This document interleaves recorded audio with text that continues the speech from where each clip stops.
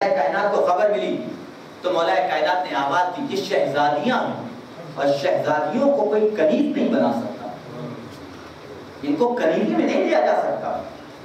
کیا تو بھول گئے نبی کا ارشاد؟ کیا آپ نے ارشاد فرمایا تھا کہ کوئی فضیلت نہیں ہے کسی عجم کو عرب کے اوپر، کسی عرب کو عجم کے اوپر؟ نہیں، فضیلت کا معیار نہ عربی ہونا ہے نہ عجمی ہونا، فضیلت کا معیار وہی ہے کہ جو خدا بتا چکا، ان اکرمکم عند اللہ اتقاکم۔ اور اگر تم اب بھی نہ تسلیم کرو تو میں انہیں شہزادیاں بنائے دیتا ہوں، میں انہیں شہزادیاں بنائے دیتا ہوں، اپنے دو بیٹوں سے ان دونوں کی شادیاں کروں۔ ایک کی شادی میرے بیٹے محمد ابن ابی بکر کے ساتھ، دوسرے کی شادی میرے بیٹے حسین ابن علی کے ساتھ۔ کیہان کی شادی کس سے کی گئی؟ محمد ابن ابی بکر کے ساتھ۔ اب یہ تاریخ ہے جو میں آپ کی خدمت کر رہا ہوں، عجیب شخصیت ہے یہ محمد ابن ابی بکر کی۔ پیدا کہاں ہوا اور بیٹا کس کا کہلایا؟ یہ مثل ہم نے سن رکھی تھی کہ کیچڑ میں کمل کھلتا ہے، تصدیق اس کی یہی ہوئی۔ ایک صلوات پڑھیں محمد۔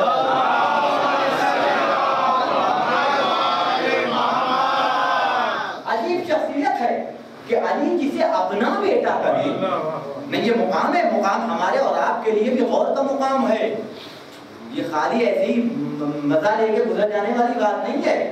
محمد ابن ابی بکر کو علی اپنا بیٹا کہہ رہے ہیں۔ آپ غور کیجئے کہ اگر علی سے محبت ہو تو غیر کا بیٹا بھی علی کا اپنا بیٹا بن جائے، اور اگر علی سے محبت نہ ہو تو اپنے کو سید لکھنے والا بھی لعنتی بن جاتا ہے۔ یہ معیار دیا مولا کائنات نے کہ دیکھو اس معیار پہ پرکھنا، یہ نہ دیکھنا کہ ہمارا خون کا رشتہ کس سے مل رہا ہے، بلکہ یہ دیکھنا کہ ہمارا کردار کا رشتہ ان سے مل رہا ہے۔ خون کا رشتہ مل جانا یہ معیار نہیں ہے، کردار کا رشتہ ملنا یہ معیار ہے۔ بچوں رکھیے گا میں کیا کروں، یہ مولا کائنات کا کردار ہے کہ نہیں ہے؟ مولا کائنات کردار پیش کرے، چونکہ کردار کا رشتہ محمد سے مل گیا لہذا میرا بیٹا ہے۔ اور نہ جانے کتنے اپنے کو سید لکھنے والے ایسے آئے کہ جن کے اوپر تاریخ نے لعنت بھیجی، کیونکہ کردار نہیں ملتا۔ لہذا کبھی بھی فخر اپنے سید ہونے پہ نہ کیجئے، بلکہ اپنے کردار کو ملا کے دیکھیے کہ اہل بیت سے ہمارا کردار ملتا ہے کہ نہیں ملتا۔ اگر کردار مل جائے تب کہیے کہ ہم اہل بیت کے خاندان سے ہیں، اور اگر نہ ملے تو للہ چھپا لیجئے، سید لکھنا چھوڑ دیجئے، ورنہ آپ اہل بیت کے لیے ننگ کا باعث بن جائیں گے۔ ایک طرح پڑھے محمد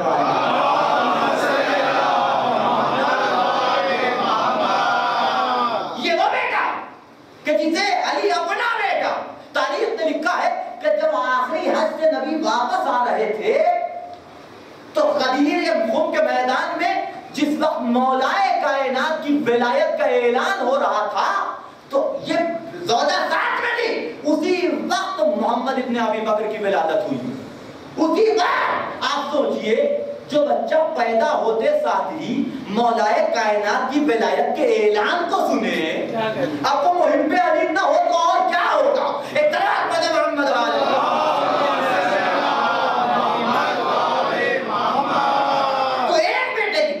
چلی جائے، بابا بتاتا ہوں۔ ایک بیٹے کی شادی محمد ابن ابی بکر سے، دوسری بیٹی جس کا نام شاہ زنان تھا، مولا نے پوچھا تیرا نام کیا ہے؟ کہا شاہ زنان۔ کا غلط ہے، نام بدل لے اپنا۔ کیوں؟ اس کا عربی ترجمہ کیا جائے شاہ زنان، شاہ زنان، شاہ کے معنی ہوتے ہیں سیدہ، سید یعنی سردار، زنان زن کی جمع ہے یعنی عورتیں، یعنی عورتوں کی سردار۔ عربی میں ترجمہ کیجئے گا تو سیدت نساء العالمین۔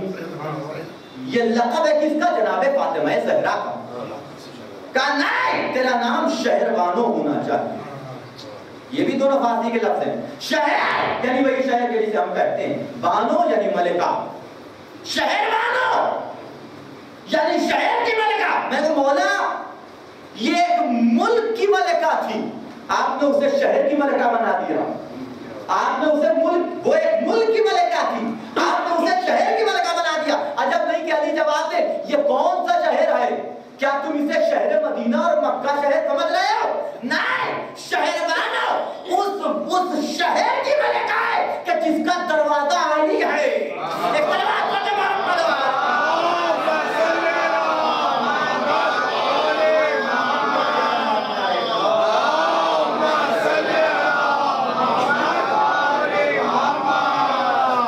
नियत अगर खालिस हो तो नतीजा एक होता, और अगर नियत खालिस ना हो तो नतीजे मुख्तलिफ होते हैं। अगर एक आजम्मा की नियत खालिस थी तो 9 इमाम जुल्म में आ गए, और एक अरम्मा की अगर नियत खालिस नहीं थी तो अल्लाह ने उसे बेऔलाद रखा। अब ये तारीख है, आप खुद समझ लीजिए। सलात पढ़ दे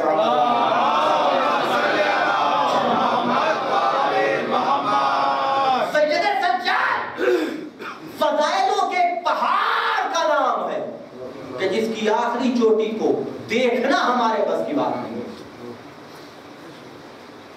एक एक मसाइब के टुकड़े में फज़ाइल छिपा हुआ है। आप ये ना समझिएगा कि इन्होंने किया क्या, माज़अल्लाह वाक़यात करबला के बाद तो रोते ही रहे, सारी उम्र तो गिरिए में गुजारी, सारी उम्र तो आंसू बहाए हैं, लेकिन इस रोने को कम ना समझिएगा, इस रोने को कम ना समझिएगा। कितने साल रोए हैं सैयद सज्जाद? 40 साल। 40 साल नबी खामोश रहे तो अल्लाह को मनवा लिया। सैयद सज्जाद 40 साल रोए तो हुसैन को मनवा लिया। फरमाया इस रोने को कम ना समझिए, बड़ा दम था रोने में, इस गिरिये में बड़ा दम था।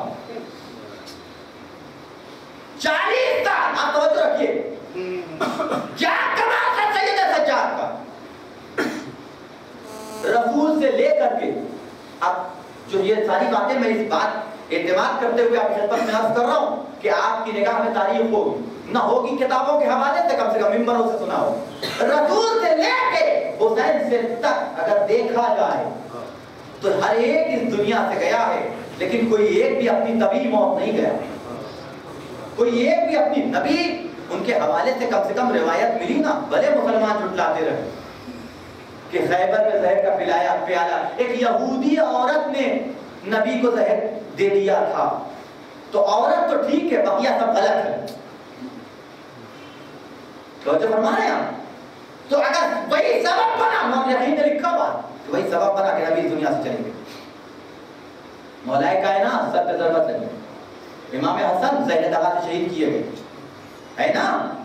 ये चारों के चारों नबी शहीद हुए, कातिल का नाम पता नहीं चला, पता था कातिल का नाम। मौलाए कायनात के सर पे ज़रबत लगी, इब्ने मुलजिम तो सामने आ गया, असल कातिल का पता नहीं चल सका कि इस कत्ल का पेश खैमा और पुष्ट पर्दा कौन था, इस मंजर का पस मंजर क्या था, न पता चल सका।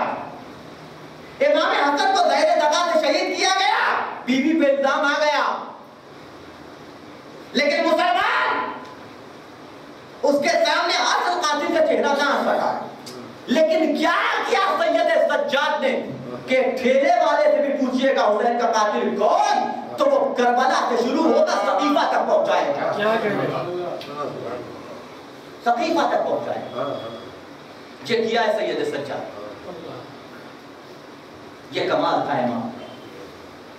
हाथों में हथकड़ियां, पैरों में बेड़ियां, कमर में लंगर, गले में हारदार तौर। दुनिया ये समझ रही थी कि सैयद सज्जाद मजबूर हैं, सैयद सज्जाद बेबस हैं, लेकिन हकीकतन सैयद सज्जाद कैद नहीं थे, बल्कि इमाम ने जुल्म को कैदी कर लिया, जुल्म को मुक़य्यद कर लिया। वरना जंजीरों में दम है कि इमाम को रोक सकते हैं। हमारा एक दोस्त है, उसका एक शेर आपकी खिदमत में अर्ज़ कर दूं। मोहम्मद में ज़ाती में शेर नहीं पढ़ता, लेकिन आज आपकी खिदमत में पेश कर रहा हूं कि पेश आबिद तेरी जंजीरों की वक़्त क्या है, पेश आबिद तेरी जंजीरों की वक़्त क्या है, इनको तो तोड़ दिया करते हैं मुख्तार के हाथ। वाक़इयत है, ये ना समझना कि अगर हम जंजीरों में जकड़े हुए हैं, अगर हमारे हाथों में हथकड़ियां हैं तो हम मजबूर हैं। नहीं नहीं, ऐसा नहीं।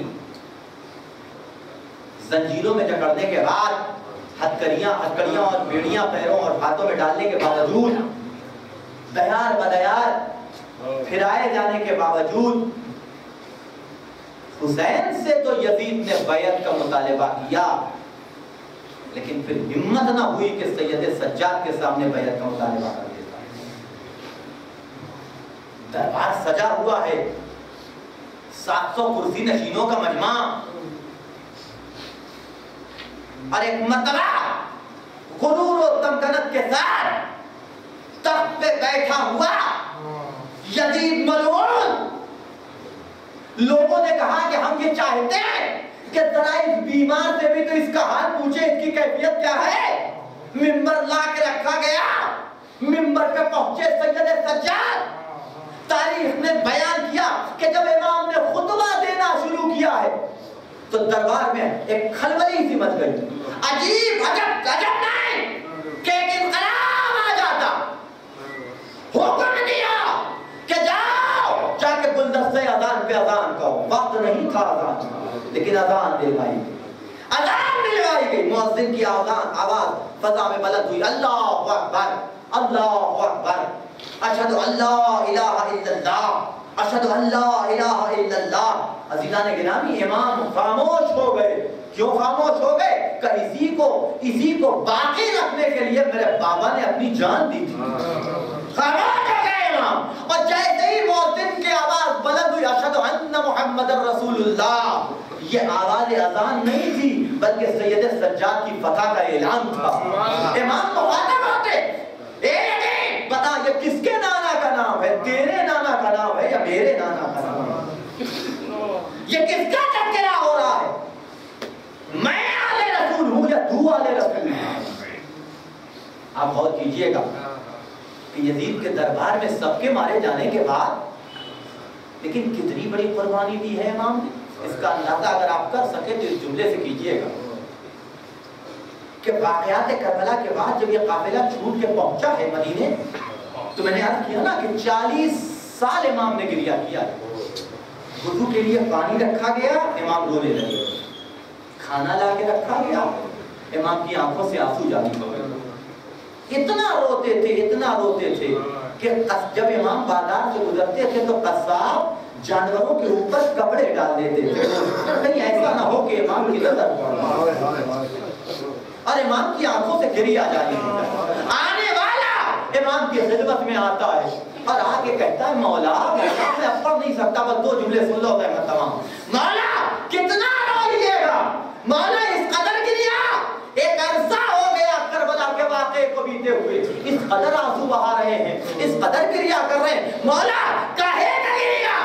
حسین شہید کر دیے گئے اس لیے رو رہے ہیں، علی اکبر کے سینے پہ برچی کا پھل لگا اس لیے آنسو بہا رہے ہیں، عباس کا بازو کاٹا گیا اس لیے رو رہے ہیں، قاسم کا لاشا پامال کیا گیا اس لیے رو رہے ہیں، آپ کے بابا حسین کے گلے میں خنجر چلا اس لیے گریا کر رہے ہیں۔ مولا یہ سب تو شہید ہوئے ہیں اور شہادت تو آپ کے خانوادے کی میراث، یہ سننا تھا کہ امام رونے لگے کہ بھائی صحیح کہا تو نے کہ شہادت ہمارے خانوادے کی میراث ہے، لیکن ذرا فیصلہ کر کے بتا کہ یہ بھی ہمارے خانوادے کی میراث کہ ہماری ماں اور بہنوں کے سروں سے چادر سیدھی جائے، دیار بدیار پھرایا جائے، منادی ندا دے حاضر زمایا من بلاد رسول اللہ، اے تماشا دیکھنے والوں دیکھو یہ رسول کی بہو بیٹیوں۔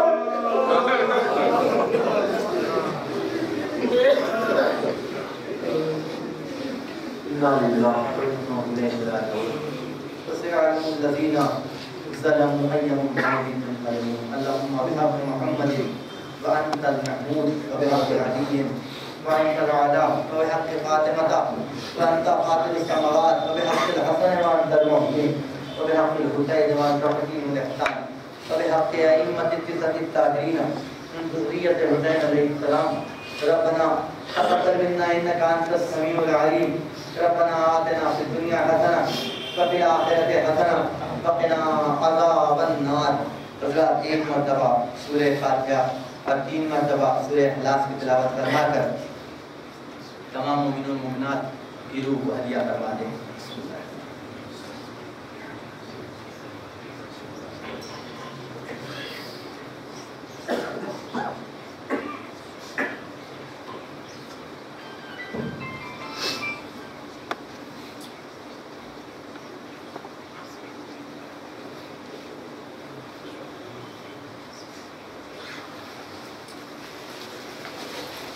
صحیح